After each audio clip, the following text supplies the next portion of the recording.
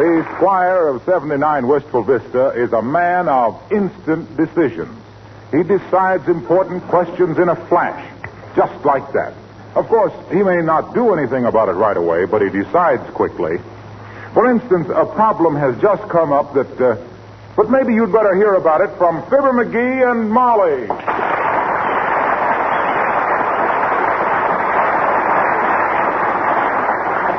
So I says to myself, look, McGee, I says, the country's got plenty of fuel oil and coal, I says, but they got a problem of distribution, I says. Transportation. Well, I asked myself, what can I do about it personally? And that made me sore. Don't be so stupid, I says to myself. You know, one of these days you'll get so mad at yourself you won't speak to you for days. Well, I almost did this time. Well, I says, looking myself right in the eye, which was kind of hard to do because there's a wobbly place in that hall mirror. Well, you got to convert our furnace back to coal burner, I says, because coal is going to be easier to get in this locality than fuel oil. So that's what I'm going to do. Where's my pipe wrench? You didn't have a pipe wrench. Huh? No, you borrowed it from Mr. Toops and I gave it back to him.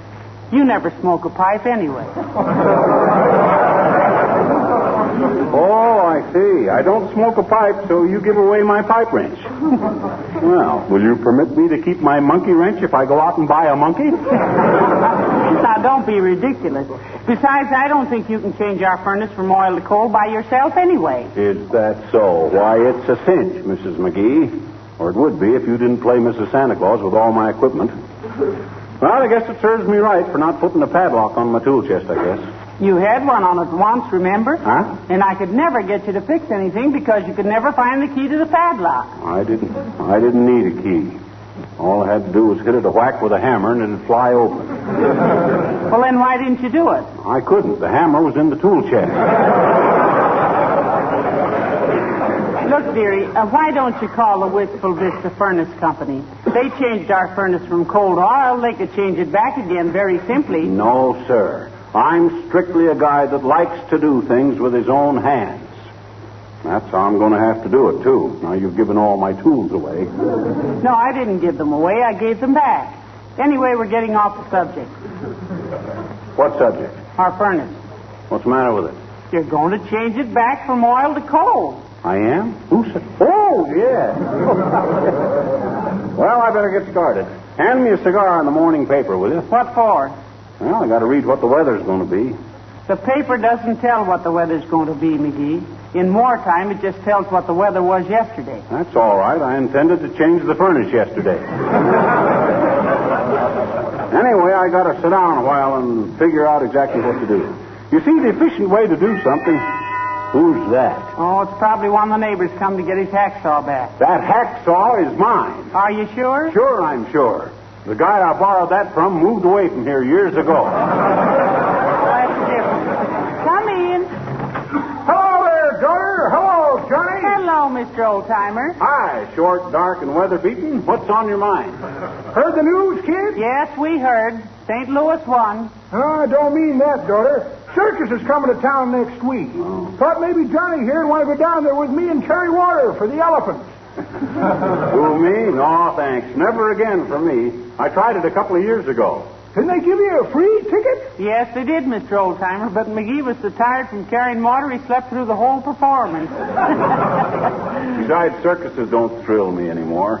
I traveled with one once, you know. You did, Johnny? What doing? You remember that act where the guy rides the bicycle across the tight wire, 65 feet in the air, with a beautiful gal on each shoulder? Wowie, was that you, Johnny? No, but it was my bicycle. Rented it to him for $1 a day. That's moderately amusing, Johnny.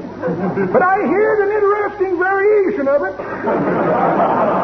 Variation I heard, one feller says, t'other feller says, he says, Mrs. Roosevelt ain't traveling as much as she used to, is she?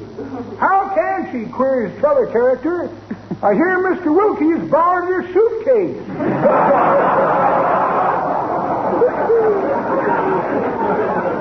So you don't want to go to the the circus, eh, Johnny? No, he doesn't, Mr. Oldtimer. He has work to do around the house. I'm converting our furnace back to burning coal, old-timer. Is that so? Yeah. Going back to coal for the duration, eh? Yes, we are. Good for you, daughter. You won't regret it.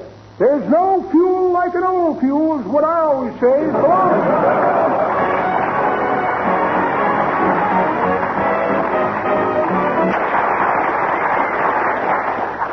Let me see now. 43 across, 4-letter word meaning article attached to a heel. Hey, Molly. Yes. What's a 4-letter word meaning something attached to a heel? Spur, that's fastened to a heel. Oh, sure, spur. All I could think of was swastika.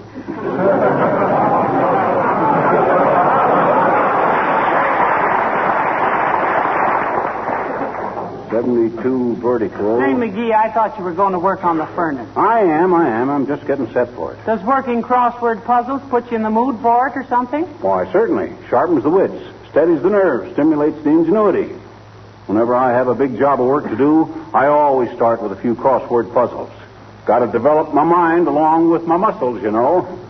Well, the way you sit around on your muscles all day, you'll wind up very broad-minded. I fixed that up. Yes, sir. Say, after you change the furnace so it'll burn coal again, you might weather strip the doors and windows too, dearie. The tighter the house is, the less fuel we'll have to burn. Ah, the windows fit tight enough. No, they don't. Our dining room windows have a draft that would take married men with 7 children.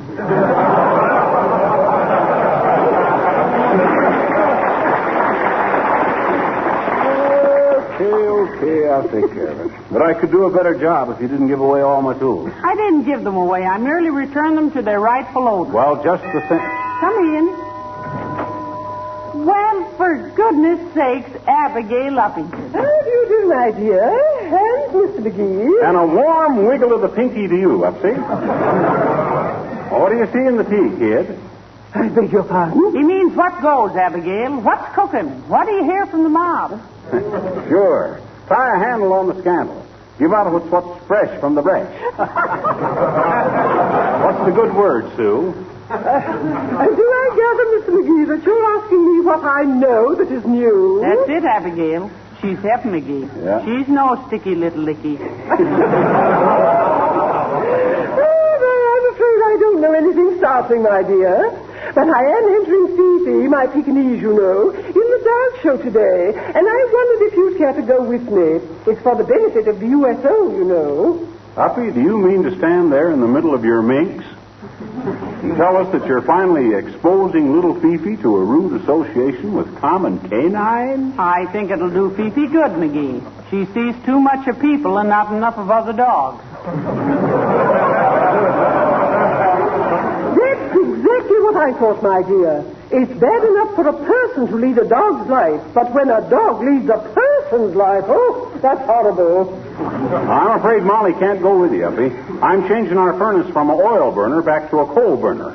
Fuel conservation, you know. Well, can't you work without Mrs. McGee here? He can, but he probably won't. Are you changing the furnace all by yourself, Mr. McGee? Yep, with my own little chubby hands, Uppy. My, how clever of you. Well, Fifi will be tremendously disappointed, Mrs. McGee. I'm sorry you can't go with me. Well, I am too, Abigail, and I do hope that Fifi wins the diamond-studded pork chop or whatever the prize is. Oh, well, thank you. I'm sure she'll take a ribbon at least. Oh, well, don't worry about that, Uppy. A funny-looking mutt like Fifi is bound to take a little ribbon.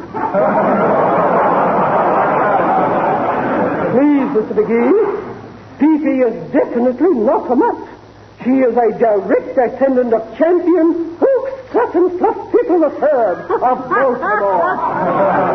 Very good. And now, about your furnace, Mr. McGee. Yeah? Why, may I ask, do you squander your mechanical genius in converting a furnace from oil to coal when you personally have been so richly endowed by nature with a substitute for both? Oh, sure. What substitute? Hot air. Oh, goodbye.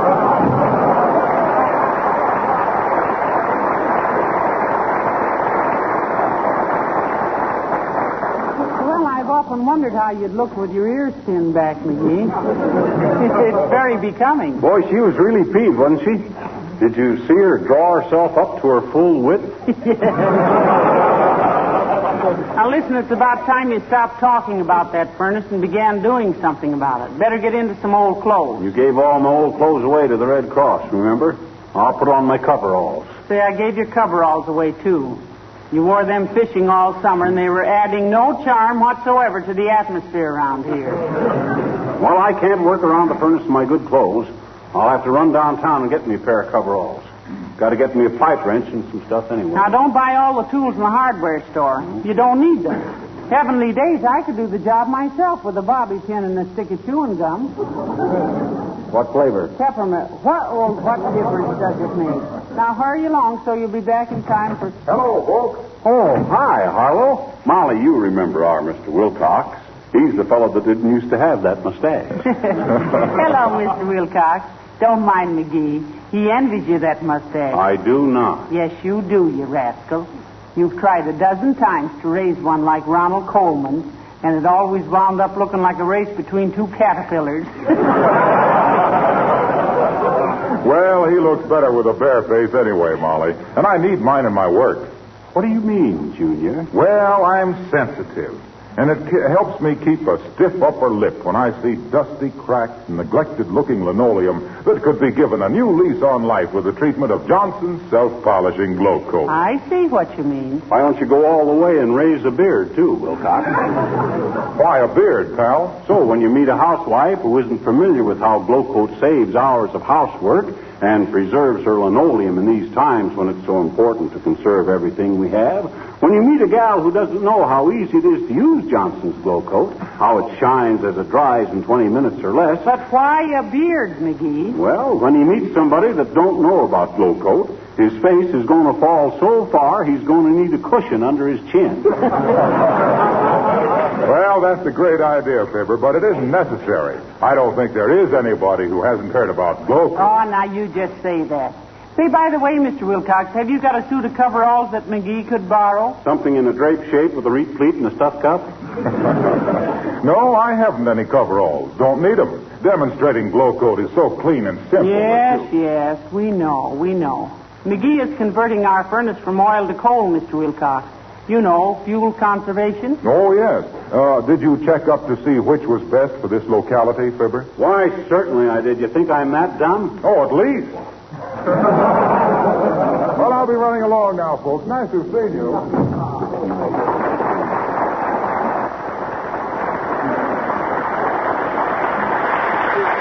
Him and his scraggly little mustache. I've drawn better mustaches than that on magazine covers. I drew one on Veronica Lake once. Oh, McGee. You gotta get busy now. We'll have a cold snap any day now, and you've got to have the furnace ready. Okay. I'll go down to the Bonton department store and get me some coveralls. All right, but don't be gone long. I'll go upstairs and see which windows need weather strips. Okay, now let's see. Put these lists down. Coveralls, pipe wrench, sledgehammer, acetylene torch, dinner bucket. In case I work late and need a midnight snack. Pair of cotton gloves. Oh, now what? Come in. Hi, mister. Oh, hello there, little girl. I can't stop and talk with you now. I got to run downtown and buy me some coveralls. I says I got to run downtown and buy me some coveralls. Why? Because I got a job to do and I don't want to get my clothes dirty. I'm going to convert our furnace from an oil burner to a coal burner. Why? Why? Is that all you can say? No. Well, then say something else. Why? Now, look, sis, I'm a busy man. I got work to do. You might almost say it's for the government. Why? And don't ask me why. I'll tell you why. Because the government wants people to conserve fuel. Fuel what? What do you mean, fuel what? You mean if you'll do it, the government will be glad, Sis, if there's any bad puns to be made around here, I'll make them. What's a pun? A pun is a play on words. Oh, my baby brother does it all the time. Don't give me that celery salt, sis. Your baby brother can't even talk. How could he make puns? Well, gee, he plays on words, I bet you. Now, how could your baby brother play? We put a dictionary on his high chair, and he sits there and plays patty cake. Look, sis, you better run along. I got to go downtown. Why does the government want you to fix your furnace, mister? Well, I'll break it down for you, sis. In wartime, the Army and Navy and factories need all the oil and coal they can get, you see? So the ordinary citizen has to try and use a little less. I bet you're an awful ordinary citizen, too, I bet. Well, I certainly... Huh? Oh, then we got a transportation problem, sis. Oh. Trains and boats are needed for hauling soldiers and supplies. So we got to cooperate and use whatever fuel is handiest. Oh. And the supply of oil being a little shorter than coal, the government wants us to change over our oil burners to coal burners wherever possible. Oh. So I'm doing it. You understand? Sure I do, I bet you. Well, good for you, sis. That's a wonderful tribute to the logical way I explain things. Natural result of clear thinking. I know it. My daddy says you're one of the most open-minded men he ever knew. Oh, he did, huh? Sure. Oh. And he says it's a good thing, too. Because if anybody's mind ever needed airing out, yours does.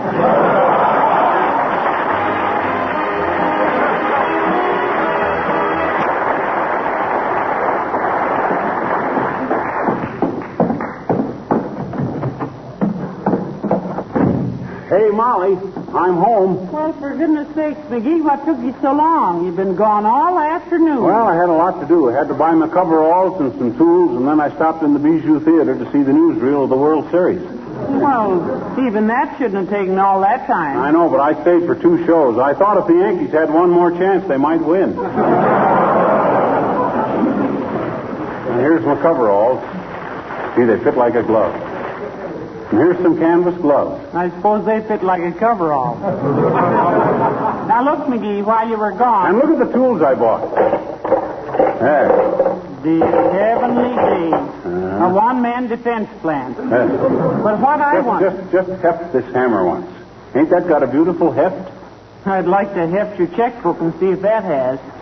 You don't need all those tools, dearie. Anybody would think that... Come in, thank goodness. Hello, Mrs. McGee. Hello, Mr. McGee. Hello, Mr. Wimple. Hi, Wimp, old man. Well, you're looking good. Nice color in your cheeks. Been out for a walk? No. I guess Sweetie Face is responsible for my cheeks being so pink. She's been teasing me. Oh. It's because you've been blushing then, huh? No. But all day long, Sweetie Face has been saying, "Oh, Wallace, you sweet little thing." And then she'd pinch my cheek. With a coy little smile, eh? No, with a big pair of pliers.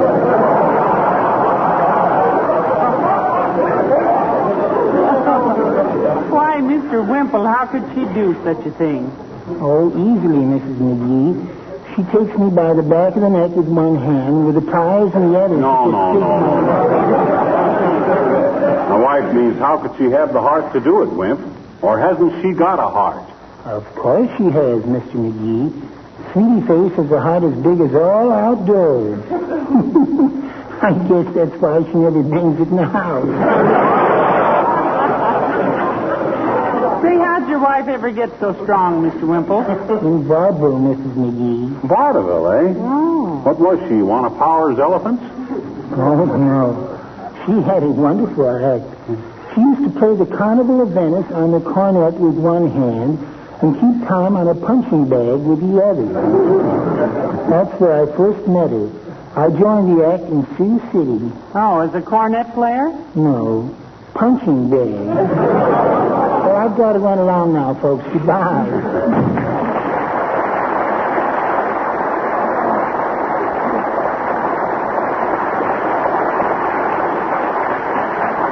I know what killed vaudeville. It was Sweetie Face. You know, I used to love vaudeville, McGee. I never missed a performance in Peoria. Me either. I fell in love with Eva Tangway when I was 13. That's nothing. I wanted to marry the Weaver brothers when I was 12. It would have been bigamy, but love conquers all. Ain't it the truth? I remember once when York and King... Oh, but hey, I got to get busy on the furnace. Oh, yes, about the furnace, McGee. Come in. Oh, Mayor Latrivia. Hello, Mr. Mayor. Hello, Mrs. McGee. Good evening, McGee. Hi, Latrivia. How's all the committees in our gritty little city? If you mean how are things going with our municipal government, McGee, they're going splendidly. Though my interest may be short-lived. Oh, you're not resigning as mayor. On the contrary, Mrs. McGee, I'm seriously considering running for governor. This is confidential, incidentally. Oh, we can keep a secret, Latrivia. Possibly in the spring. Some of the most influential men in the state met at my house last evening to discuss the matter. Yes, we heard them as we walked by, didn't we, dearie? I'll say we did, Latrivia. Quite a raucous little caucus. Really? Well, I didn't realize we were being so obtrusive. I'm sorry. But my nomination was agreed upon nomine contra dissente. What was that again, Mr. Mayor? Nomine contra dissente, without a dissenting vote. It's a Latin phrase. You mean you had to talk Latin to those guys? Certainly not. I didn't have to. Well, personally, if you have to consult a bunch of foreigners to see if you can run for governor, I think... They weren't foreigners, Mrs. They were all American citizens. Don't give us that stuff, Latrivia. If they were all Americans, you wouldn't have to talk Latin to them. I didn't use Latin at the meeting. Would have been Greek to them. And what's wrong with the Greeks? Nothing. They're wonderful people. Now, flattery won't get you any place, Latrivia. Now, what was it, Greek or Latin? It was both. I mean, it was neither one. We only spoke English. I think the FBI better be notified about this, Molly. When a gang of politicians have to meet secretly and talk things over in 3 different languages... But I tell you, there weren't 3 different languages. Nobody spoke anything but English. If I'd used Latin, it would have been Greek. I mean, if anything but English had been spoken... Never mind, Mr. Mayor. You did right by telling us about this. If a bunch of foreigners are trying to get control of our state politics... But they're not foreigners. I'm one of them myself, I ought to know. Oh, so you admit it? Yes. I mean, no. I mean, yes. I mean, no. I mean, I'm not a foreigner. Just because I use one Latin phrase. Do the Greeks understand Latin? Of course. I mean, no. Oh, why do I ever try to explain things to you people? Why do I ever... Oh, McGee. Huh? What's that on the floor in front of you? Where? I don't see any. Oh! Hey, what's the idea? Oh, nothing. Just such a pleasure to see you. Stoop!